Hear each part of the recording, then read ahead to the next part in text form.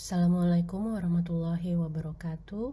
Greetings to everyone. It's a pleasure to meet everyone here, although only virtually and asynchronously. I hope that everyone is in good health. In this lecture, I will discuss about the role of radiotherapy in cancer treatment. Radiotherapy is a treatment modality using ionizing rays or high-speed particles. Ionizing rays is a part of the electromagnetic spectrum wave with a certain wavelength. When this energy passes through a biological matter, it will produce an ionizing effect which can result in cell death. Here is the outline of this lecture. We know that almost 100% of radiotherapy is given to treat malignancy or cancer. That's why I think it's important to start with discussing the burden of cancer in the world and also in Indonesia.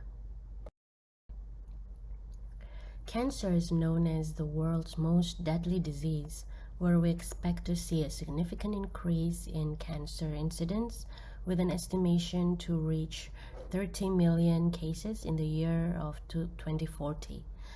The highest incidence is for lung cancer, prostate and colorectal cancer in male, and breast cancer, colorectal and lung cancer in females. It is also stated that in every 1.1 second there is a new person diagnosed with cancer, and that in every 2 seconds there's death due to cancer somewhere in the world. Sadly, 70% of these occurs in lower middle income countries, including Indonesia. Now, looking into more details on cancer incidence number, let's look, for example, for the numbers in Asia.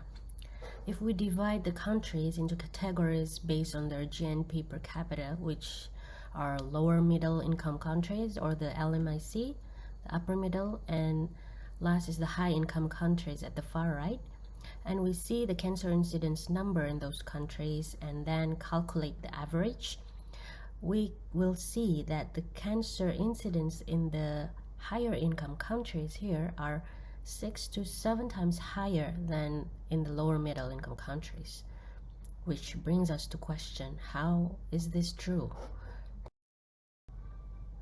So the question is it true that there are more cancer cases in higher income countries? Now, if we look more closely and compare between cancer incidence of higher income countries in Asia, in the colored table in the left, and other countries in the world in the right table, we can see that the number is actually quite similar. It is between 4 to 7 cases per 1,000 population.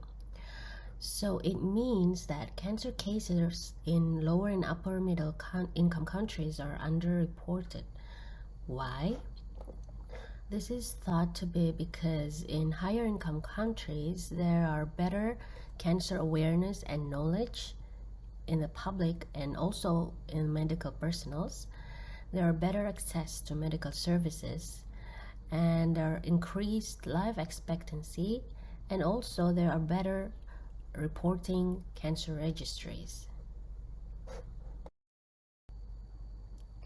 How is it in Indonesia? There is a significant increase also, where in the year 1990 cancer is in the 8th rank of highest incidence, and in the year 2017 cancer became the 2nd highest ranked disease. There is also another data which shows that in the year 2012 cancer is ranked at number 4. Cancer incidence in Indonesia based on the GlobalCan, which is the Global Cancer Data Center, is 1.3 per 1,000 population with a mortality rate of 0.7 per 1,000. The highest incidence in female are breast cancer, cervical cancer, and ovarian cancer, while in male is the lung cancer, colorectal cancer, and liver cancer. In total, the highest incidence are for breast cancer, cervical cancer, lung, colorectal, and liver cancer. In Indonesia, the cancer incidence in female is 1.5 times more than in male. This is because the highest cases of cancer here are breast and cervical cancer, which are specific in women. These graphs show that it is estimated that there will be up to 70% increase in cancer incidence in the year 2040, and also a 78% increase in mortality rate due to cancer. Our National Health Insurance (BPJS) data showed that the government spending for cancer treatment is the second highest, or 17% of total, only after cardiac diseases. This is among the spending for catastrophic diseases, which accounts for 20% of all total BPJS spending. Now, what is cancer actually? Cancer happens when cells somewhere in our body begin to grow out of control. The cell became immortal due to many factors, including carcinogenic agents such as chemical compounds, viruses, radiation, or an underlying genetic abnormality. These factors may affect several cellular behaviors, especially its ability to proliferate and also apoptosis or programmed cell death function. These changes result in the immortality of the cells, and thus it develops into cancer. What is the cause of cancer? Unfortunately, this is still unknown, but we can already identify many risk factors, which are things that will increase the chance of someone getting cancer.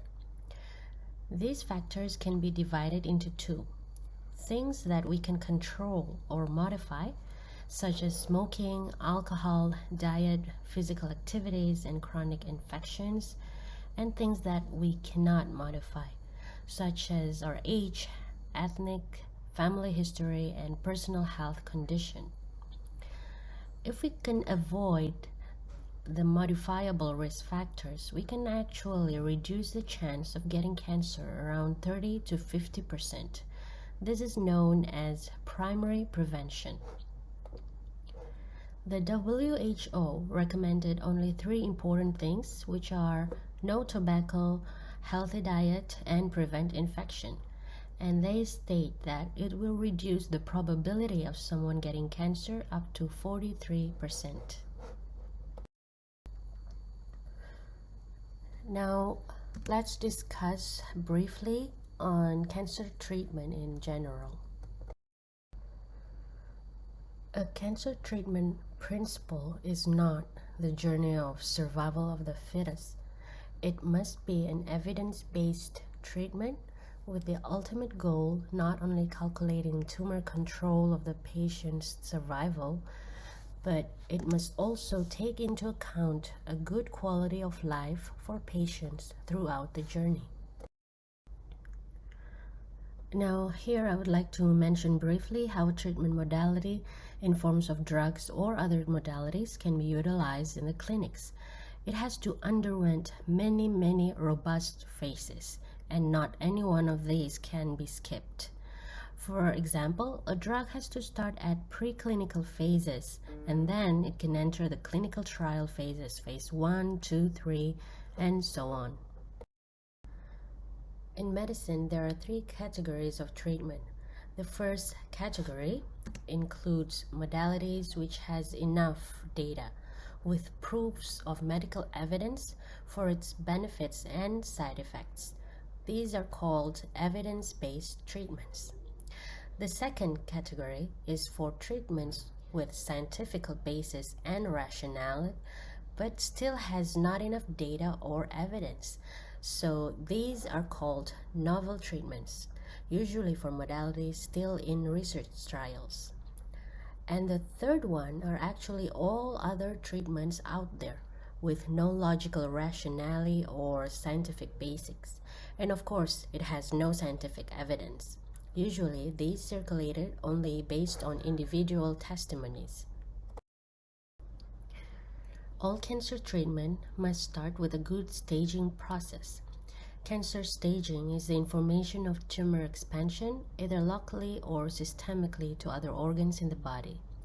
This is typical of a cancer aggressive behavior which can result in mortality, which is its ability to spread distantly, or what we call as metastasis.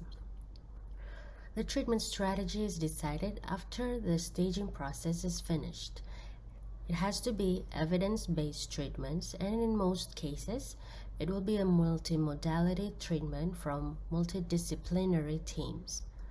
Almost none of cancer cases can be cured by a single modality, except certain cases like some hematological cancer and several solid cancers which are found and treated very early, like cervical cancer and nasopharyngeal cancer.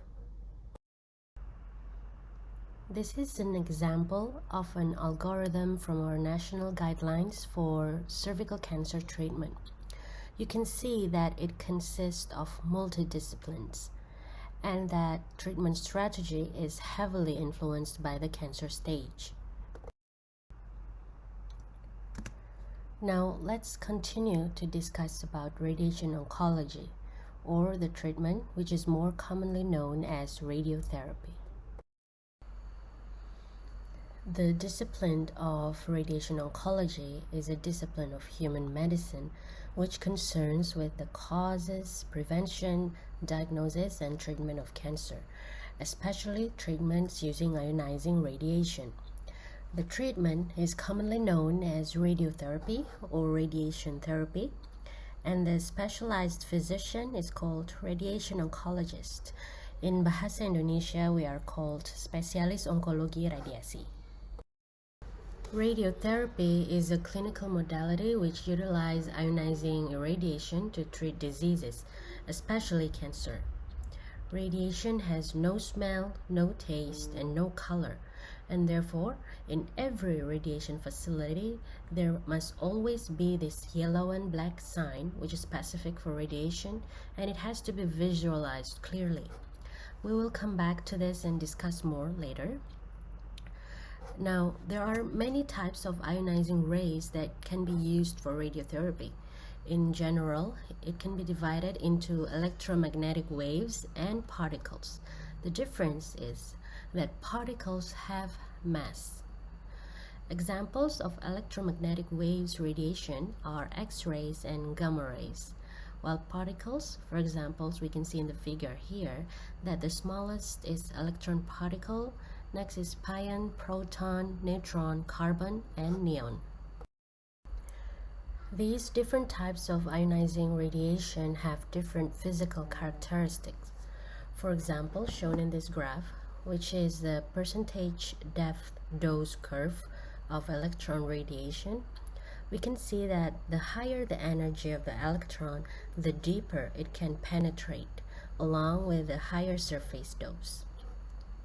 These differences will impact their clinical implementation, which may enable us to sculpt the shape of the radiation given, to make it confirmed as much as possible with the target or the tumor, as shown in the picture here. In general, there are two types of radiation sources, which are natural sources such as the cobalt, and from electricity, which are called linear accelerators or the LINACs. Briefly, radiation can be delivered in two methods. First is externally, where there is a distance between the radiation source and the target. And another method is brachytherapy, where the radiation source is placed closer to the target. Either it is inserted by needles interstitially or placed in a cavity. This method is used for cervical cancer, in example. What would happen when ionizing radiation passed through a biological matter? There will be various damages in forms of direct and indirect effects. Direct effects happen when ionization happens directly in the DNA, while indirect effects is when it happens on water molecules, as we know that 70% of our cells consist of water. These effects happen in normal cells and also in cancer cells. That is why therapeutic ratio is a crucial consideration in radiotherapy. The graph shown here is the therapeutic ratio, where the best scenario is that with the same radiation dose, we can damage as much tumor cells as possible with minimum effects to normal tissue. How does radiation kill cells, including cancer cells? We have talked about ionization effects, which can happen directly in the DNA and in water molecules, where it will form free radicals. Here, sufficient amount of oxygen is needed inside the cell to stabilize the free radicals and lengthen the duration of its activity so that it could produce as many damage to the same target for cell killing, which is the DNA. The various types of DNA damages produced, whether it's single-strand breaks, double-strand breaks, or protein cross-links, all of them will induce an increase in protein p53, which will block the cell in the G1 cell cycle. In this situation, repair genes will be produced, and the damaged cells will try to repair themselves. If repair can be completed, then cell will continue to proliferate. However, if the damage cannot be repaired at all or only partially repaired, then the cell will most likely switch to the programmed cell death pathway or apoptosis. Radiation has no smell, no taste, and no color, and therefore safety issue is very important, which have been mentioned previously. Why it is important? Because the effects of radiation in tissues can be long life, starting with physics reaction, chemical, biological, and other reactions. So once again, therapeutic ratio became a very important thing to consider. This figure shows an example of a case in early use of radiation. A child with Wilms tumor was given radiation where it was also delivered to parts of the spine. The child survived the cancer and grows into an elderly adult, but unfortunately with severe scoliosis, because the irradiated part of the spine did not develop, while the unirradiated developed normally. Therefore, the vertebrae was curved, which we call scoliosis. We have mentioned before the importance of therapeutic ratio, so that our therapy should give maximum damage to tumors with minimum effects to normal tissue. Next, we will discuss about the role of radiation in cancer treatment.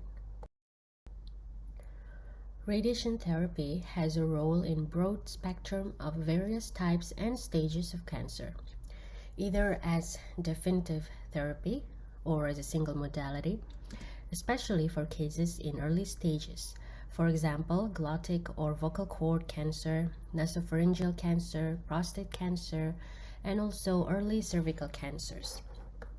Or in combination with chemotherapy as sensitizers for more advanced cases, or as adjuvant treatment, which means a treatment modality given after the definitive treatment, usually after surgery. For example, in breast cancer, colon cancer, lymphoma, and others.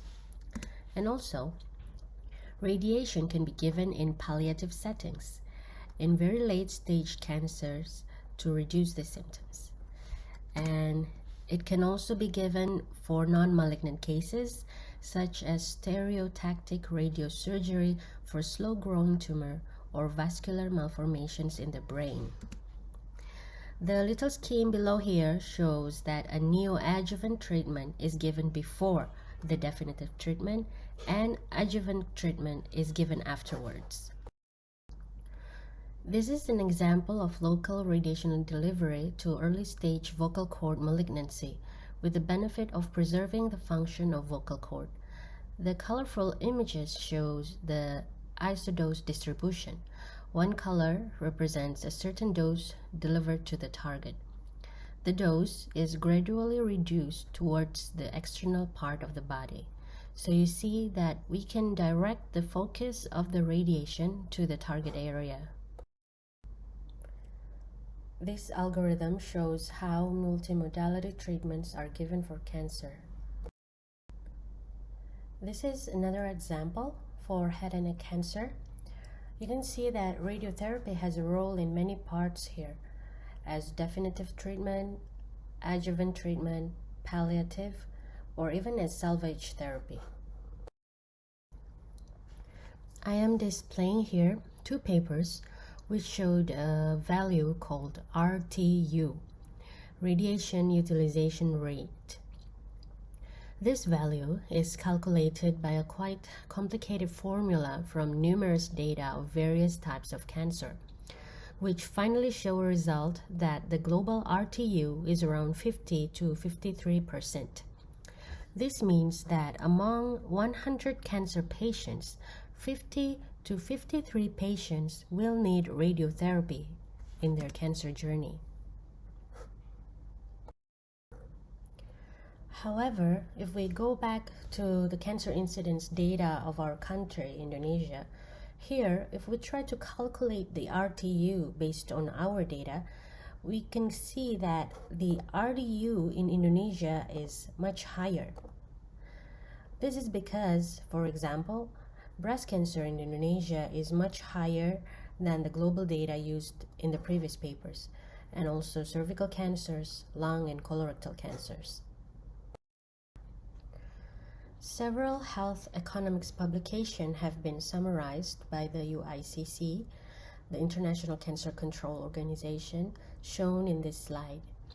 They wrote that an increase in radiotherapy access will not only result in benefits in saving lives or therapeutic advantage, but it will also have the potential for economic returns. More details about this will be discussed in session 3 of this lecture.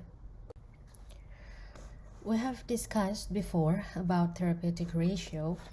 Therapeutic ratio, once again, is to find a balance between the effect of radiation to produce damage to the tumor with minimum effect to normal tissue. Now, how can we reach an ideal therapeutic ratio? Let's see here on our left-hand side is a curve showing a non-ideal therapeutic ratio, where you can see that the curve for tumor damage and normal tissue effect are very close to each other. On the far other side, on our right-hand side, it shows an ideal therapeutic ratio, where these two lines are apart from each other.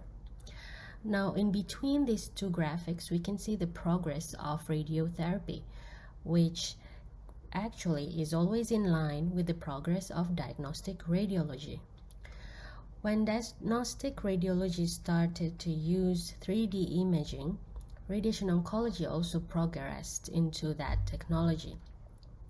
We started to use 3D radiotherapy, whether it's conventional 3D or IMRT, and when they started the 4D technology, we also started using it. Now, the purpose of diagnostic radiology is to find where is the radiation target that we will need to kill, while the purpose of radiation oncology is to analyze and shape the radiation therapy given to be exactly what is found by diagnostic radiology. Besides that, our job as radiation oncologists is also to approach movements of targets due to movements of various organs at any given time in the body, and also how to manage findings from theranostic imaging. Theranostic imaging is a biological imaging modality which shows that inside a tumor mass, not all parts have similar characteristics. Some parts may have higher proliferation rate, or some other parts are more hypoxic than the others. Now, radiation oncologists have to be able to produce a clinical drawing or delineate a certain area to receive higher dose than others. Last is about radiation safety. We are dealing with something with no smell, no taste, and no color, remember. How can we guarantee that the radiation beam we planned according to the shape of the target can really be given to that area? How can we guarantee that the shape of the radiation beam, the delivery and placement of the radiation is really done according to the plan? We will discuss more on this in a later session, but briefly here I would like to mention that we use a system called multi-layered filtering to prevent incidents or near-miss events so accidents can be avoided. In the next sessions, we will also discuss advancement in knowledge and technology in the field of radiation oncology so that we could exactly sculpt the radiation beam according to the real target to increase the therapeutic ratio. This ends our first session of the lecture. Next, we will discuss about milestones of technology in radiation oncology, how technology advanced so that we can shape the radiation beam into the target that we want, so that we could achieve an ideal therapeutic ratio. See you then. Thank you.